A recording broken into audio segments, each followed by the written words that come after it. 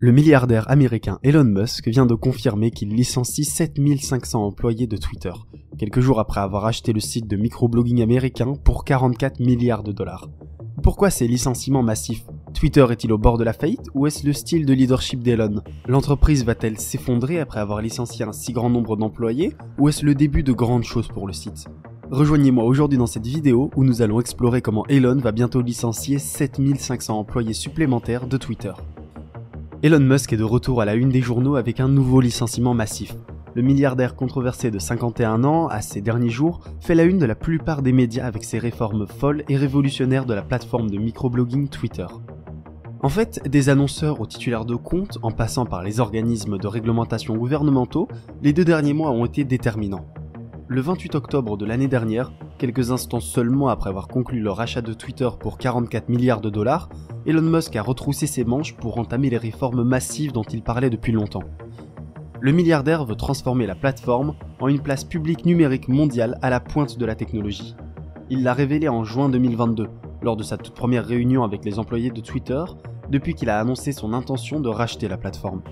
Il a déclaré qu'il voulait créer à partir de Twitter une application universelle qui fait plusieurs choses, notamment des chats vidéo, de la messagerie, du streaming et des paiements pour le reste du monde. Il a dit qu'il l'appellera X et qu'elle sera une version du WeChat chinois ou une super application. Voici ce qu'il a dit.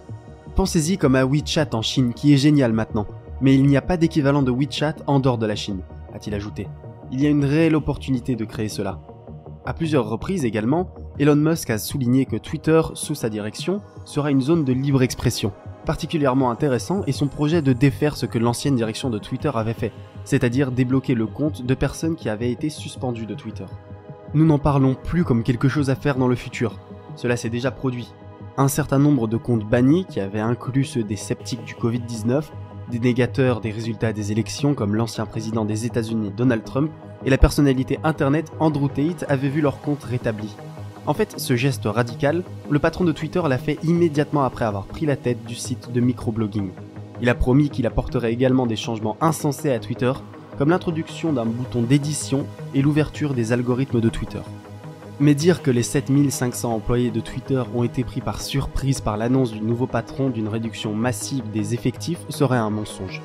Le milliardaire avait depuis longtemps fait savoir qu'il ne voulait pas travailler avec de tels chiffres. Selon Musk, l'énorme effectif inutile drainait d'énormes capitaux de l'entreprise. Déjà, Twitter rapportait des pertes stupéfiantes qui s'élevaient à 4 millions de dollars par jour. Ce flux de trésorerie négatif massif faisait dériver la plateforme vers une faillite imminente. Mais même avant l'acquisition de Twitter, la firme avait constamment enregistré des pertes chaque année, sauf en 2018 et en 2019, où elle avait réalisé un bénéfice de plus d'1 milliard de dollars. C'est un présage de malheur lorsqu'une entreprise se déprécie à ce rythme. Et donc, comment diable un homme pourrait-il envisager d'acheter une entreprise dont les performances sont aussi lamentables? Il est intéressant de noter qu'Elon Musk était parfaitement au courant de cet historique de pertes. Lors de la conférence TED 2022, le magnat des affaires a déclaré « Ce n'est pas une façon de gagner de l'argent. C'est juste que mon sens intuitif fort et que le fait d'avoir une plateforme publique qui bénéficie d'une confiance maximale et qui est largement inclusive est extrêmement important pour la civilisation future. » Outre son soi-disant sens intuitif de faire une plateforme pour la civilisation future, la décision d'Elon Musk d'acheter Twitter suggère également qu'il a quelques idées pour régler ces problèmes. Oui, un plan qui permettra à l'entreprise de rester à flot. Cela semble être une bonne nouvelle pour Twitter en tant qu'entreprise, mais pour les employés, cela est en fait devenu leur pire cauchemar. Un tremblement de terre a bientôt touché le cœur même de Twitter. Lorsqu'Elon Musk a été confirmé comme nouveau patron, le conseil d'administration de Twitter a été dissous et des noms clés auraient été licenciés. L'un des postes qui est devenu vacant était celui du directeur général. Mais l'ancien PDG Parag Agrawal avait vu venir les choses. On rapporte qu'une fois qu'il a appris que l'offre d'achat de Twitter par Musk était un succès, il a quitté le bâtiment du siège social. Oui, un courrier l'a suivi peu après lui annonçant qu'il avait été licencié. C'était la même histoire pour l'ancien directeur financier de Twitter, Ned Segal. Mais qu'est-ce que cela fait d'être un haut responsable d'une entreprise et d'être licencié alors que vous êtes encore dans votre bureau? Apparemment, c'est ce qui est arrivé à monsieur Sean Edgett, le conseiller général.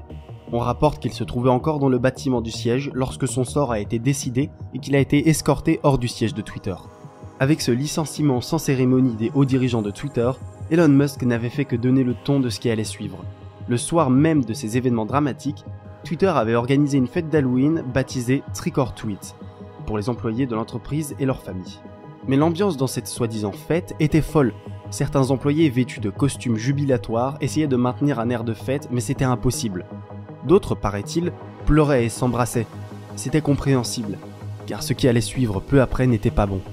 Elon Musk s'est assis avec son équipe et les employés de Twitter. Les visages notables de son équipe étaient les capital riskers Sriram Krishnan, David Suk et Jason Calacanis.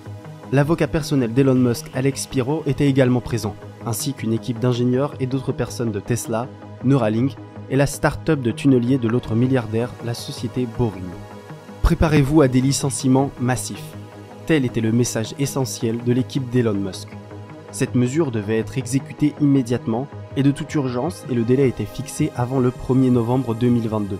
Habituellement, les employés de Twitter sont habitués à recevoir des primes qui leur sont versées le 1er novembre. Ainsi, si les licenciements ont lieu avant cette date, Twitter aura économisé la somme astronomique de 23 milliards de dollars.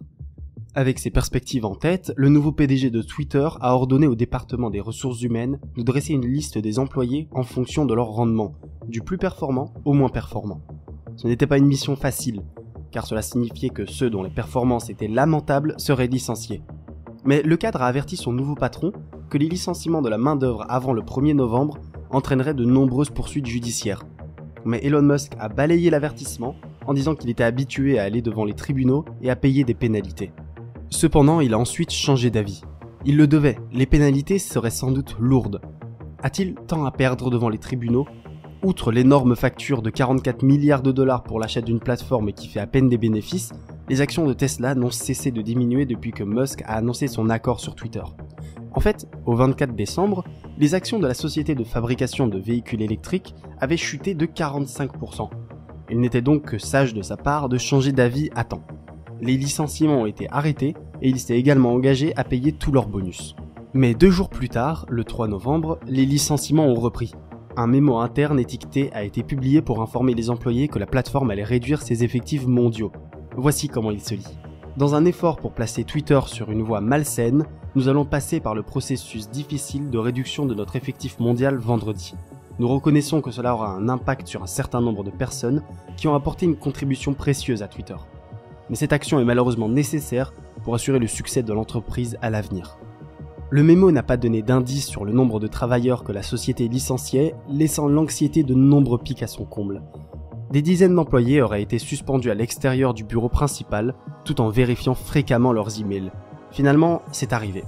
Musk a licencié la moitié des effectifs de Twitter, et chaque employé a reçu un courriel poli lui expliquant sa disparition.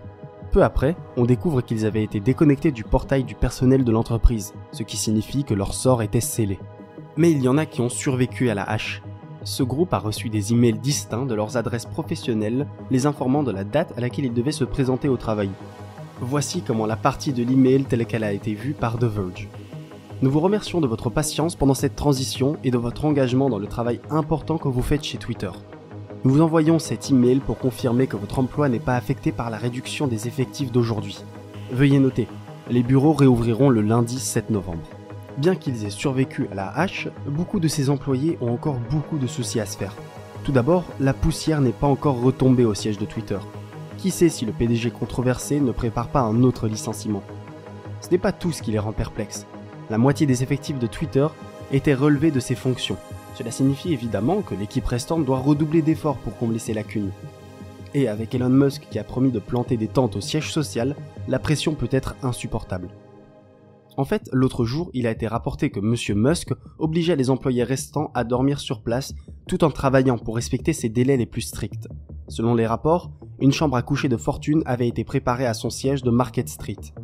Ces révélations ont été faites grâce à un dénonciateur qui a alerté le service 311 de San Francisco. Elles ont été confirmées par un rapport de Forbes selon lequel les salles de conférence de l'entreprise avaient été transformées en de modestes chambres à coucher, avec des matelas défaits, des rideaux ternes et des écrans géants de téléprésence en salle de conférence. Forbes a en outre révélé que jusqu'à 8 chambres avaient été installées à chaque étage. Ces révélations vont sans aucun doute mettre Twitter sur la voie d'interminables poursuites judiciaires, car en plus d'enfreindre les codes de construction, la surcharge de travail des employés enfreindra également plusieurs lois relatives au travail. Elon Musk ne les avait-il pas vues venir ? Quel était son plan avec les licenciements massifs? Plusieurs départements ont déjà été gravement touchés par les licenciements de M. Musk. Le département de la science des données, le département de la communication, le département de l'IA éthique, le département de la curation des tweets et bien d'autres encore. Et comme l'a dit un employé de Twitter qui a requis l'anonymat à The Verge, shit is gonna start breaking. Les ennuis pourraient commencer à éclater sur la plateforme de microblogging si des mesures drastiques ne sont pas immédiatement prises. Bien sûr, nous ne nous attendons pas à ce que le milliardaire annonce des postes vacants de sitôt, mais que va-t-il faire? Seul le temps peut le dire. Soutenez-vous la décision d'Elon Musk de licencier 7500 employés de Twitter? N'hésitez pas à partager votre opinion dans la section des commentaires ci-dessous. Bref, si vous voulez voir d'autres vidéos intéressantes, cliquez sur la vidéo ci-dessus et n'hésitez surtout pas à vous abonner et à activer la cloche des notifications.